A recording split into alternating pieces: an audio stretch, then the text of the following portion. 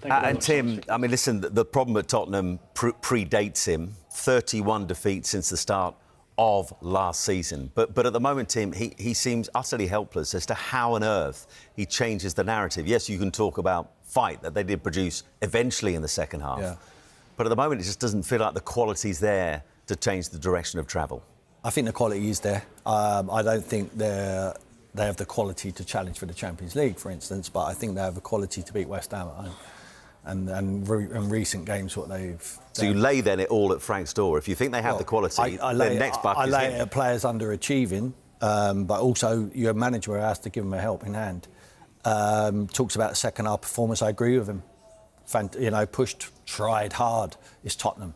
You got. That's a minimum requirement to try hard. You need. It's a minimum guile. for any team. You need a guile. You need creativity. You need to have a structure to help create chances for your strikers.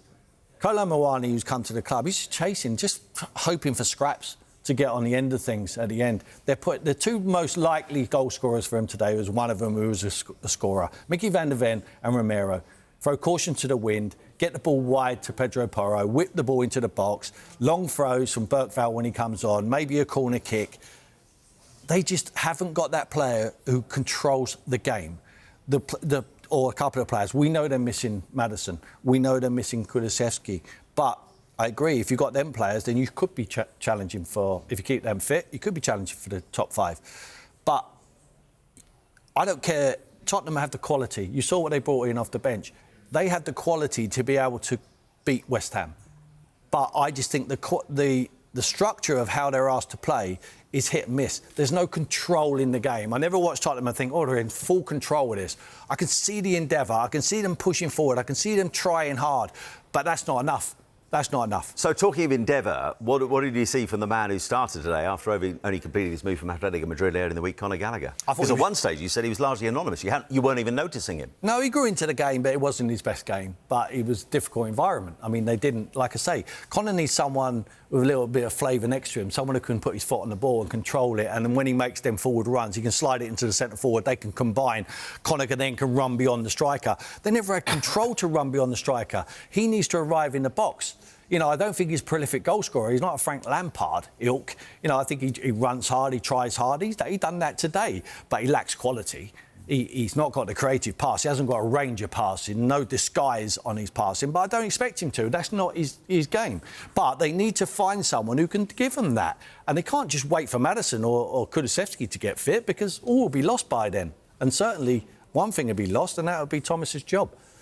So what then, Dawes, do your old side do? Because you look at the run of games they got. Borussia Dortmund, as the Champions League returns on Tuesday, then it's Burnley away, then it's away to Eintracht Frankfurt in the Champions League, then Man City home, Manchester United away, and Newcastle United at home. It's simply not working at the moment. But then again, you could argue, particularly league-wise, it hasn't worked for a long, long time.